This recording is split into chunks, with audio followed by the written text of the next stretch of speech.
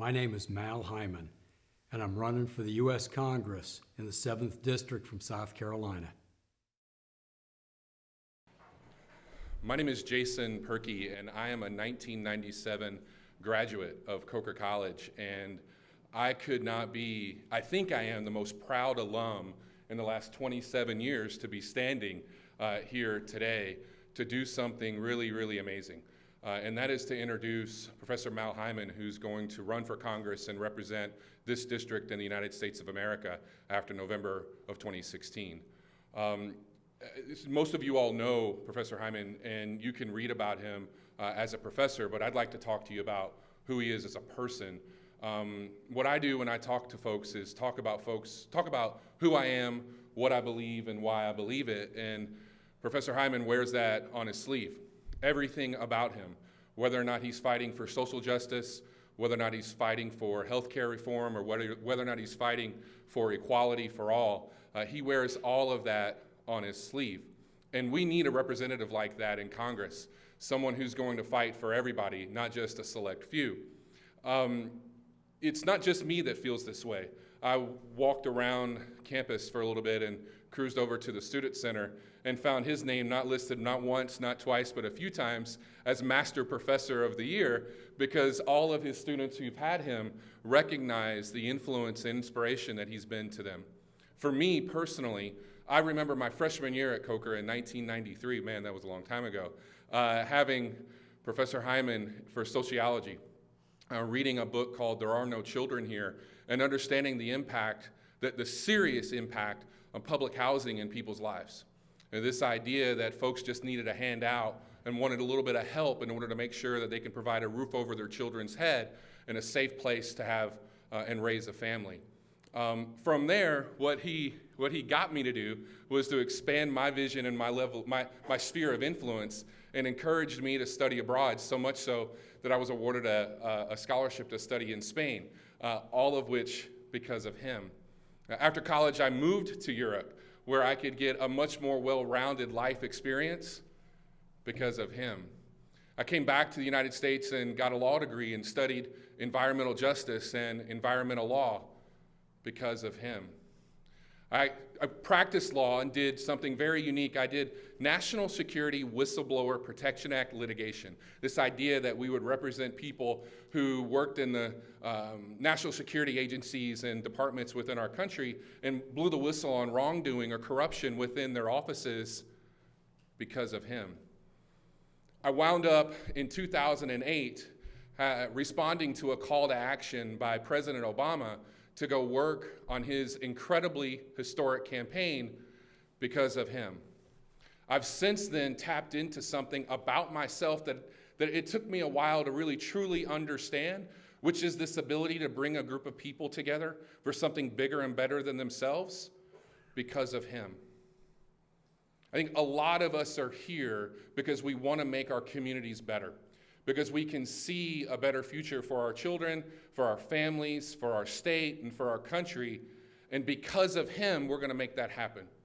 And I'm really thankful for you all for coming out today to a place that is it's an interesting location to do this, because we've had events like this in this music recital hall before. I remember we had a Republican and Democratic debate. John Spratt, who used to represent this district, debated an opponent that he whooped pretty handily back in 1996 here in this room. And so it's got a lot of history and nostalgia for building people up or bringing people up and putting them on their shoulders to carry them. And I think that that's what hopefully we'll ask you to do. Coming here today to hear his vision for the state of South Carolina, this district, and also for our country and how we can be better. I'll close before I introduce him and ask him to come up by just reiterating a quote that I use whenever I speak to folks. And there's a book by a surgeon named Atul Gawande. And I was reading it along with my mom as we were going through cancer treatments with her.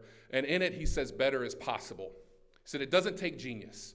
He said, it takes hard work, diligence, moral clarity, but above all else, more than anything, it takes a willingness to try. And by God, Mal Hyman has a willingness to try to make his students' lives better, his family's lives better, his community better, his country better, and the world better. So if you'll please join me in welcoming, hopefully, if we work hard enough with him, the next congressman of the 7th Congressional District, Mal Hyman.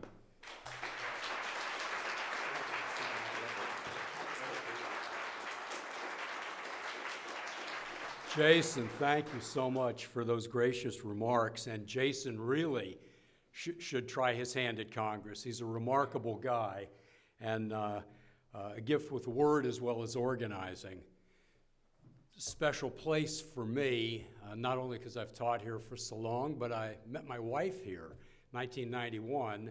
I had a little forum on homelessness, and she was in the audience right about there, and we started talking, and we're still talking. So great to have you here. This congressional campaign is for common sense for the common good. Early patriots pledged their lives, their fortune, and their sacred honor to form America. How should we honor America today? Since the Great Recession, we've had 70 months of job growth, yet millions of Americans are left behind. 60% of the profits have gone to the wealthiest 1%, while 1/4 of our children live in poverty. 50 million Americans are not sure when they'll eat their next meal. Our middle class is shrinking.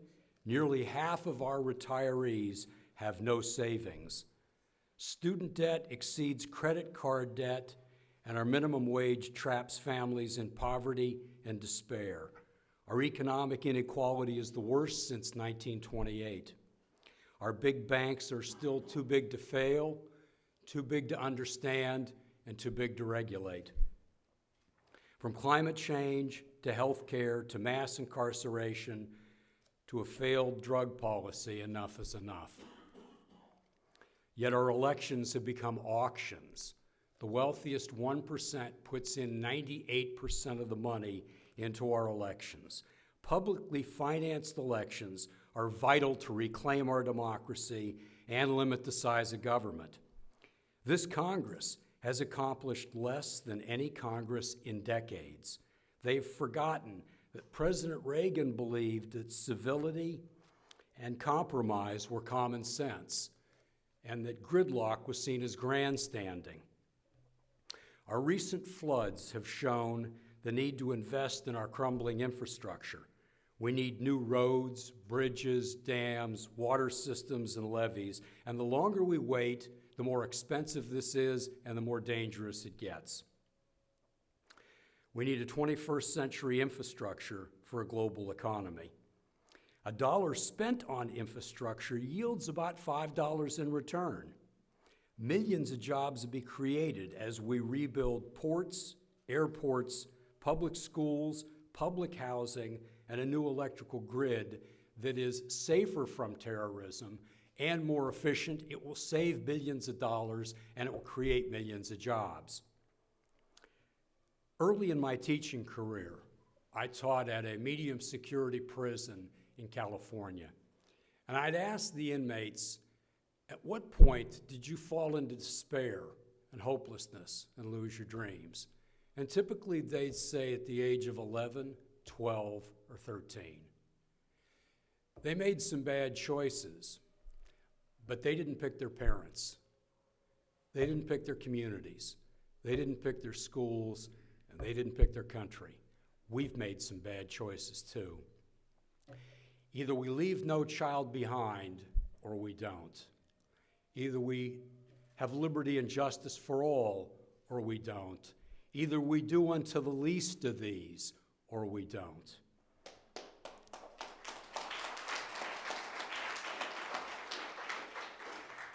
We need a Children's Bill of Rights to guarantee children food, health care, housing, good schools, safe streets, clean air, and clean water. This really is part of finishing the civil rights movement, led now by Marion Wright Edelman from Bennettsville, the Children's Defense Fund. Only half of the children eligible for Head Start can attend because of limited funding. It's time to fully fund Head Start, affordable child care, school lunches, school programs, SNAP, summer jobs, and Social Security. $1 spent on early childhood education yields 7 in return. If you're in Congress and don't make that investment, you don't belong in Congress. Big banks need to be broken up before they break our economy again. We must separate commercial banking from investment banking and restore the Glass-Steagall Act. We must enforce pay equity and increase the minimum wage to a living wage. It is a crime in this wealthy nation for people to work for starvation wages. Our veterans face unconscionable delays in medical and psychological care. Veterans who fought to defend the American dream must be able to live it. Medical care, I believe, is a human right. 29 million Americans right now don't have medical coverage, and at least that many are underinsured. I would propose a single-payer plan where people choose their own doctor, they choose their own hospital, where it's run by the states, not the federal government. This is a system that is used in other places. People live longer, it saves money. Businesses like this type of system, and it will strengthen our economy and lower our debt. I further believe that medical leave and maternity leave are part of that medical care. College must be made affordable, and student debt must be restructured at a much lower rate. This can be done by implementing a small tax on transactions of speculation, stock, bonds, and currency. 40 other countries do this. We can do it too. America bailed out Wall Street. Now it's time for Wall Street to support America. The wealthy must pay their fair share of taxes.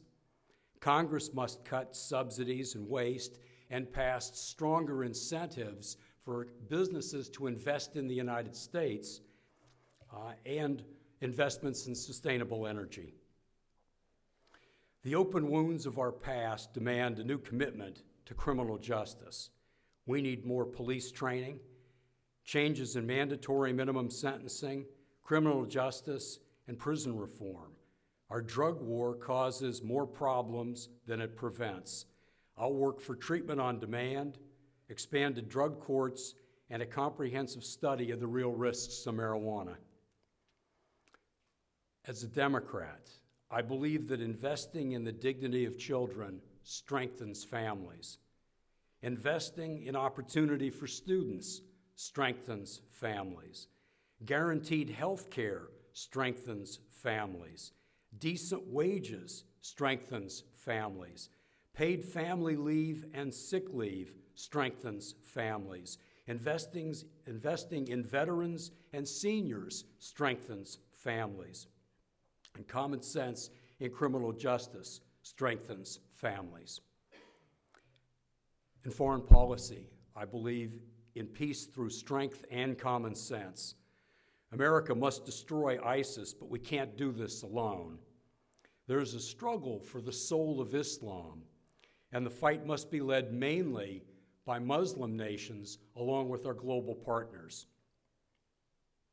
Congress is responding to climate change with denial and cowardice. Our civilization is a force of nature. Yet many in Congress would rather protect the oil and gas industry than God's creation and future generations. The push to drill for oil off the South Carolina coast risks our atmosphere, our coastline, and risks 80,000 jobs. I strongly support new investments in sustainable energy, which will create millions of good-paying jobs. Presidents Jefferson and Eisenhower told us that the price of liberty is eternal vigilance. That's the price of justice. That's the price of community. That's the price of security. Voting will not be enough. People need to stand up, speak out, and organize to create a government that works for all of us. Organized people can defeat organized money when we honor our conscience, honor our faith. We will honor America. We'll be brave enough to strengthen the land of the free and honor our democracy. Join us on this journey for common sense and common good. God bless America.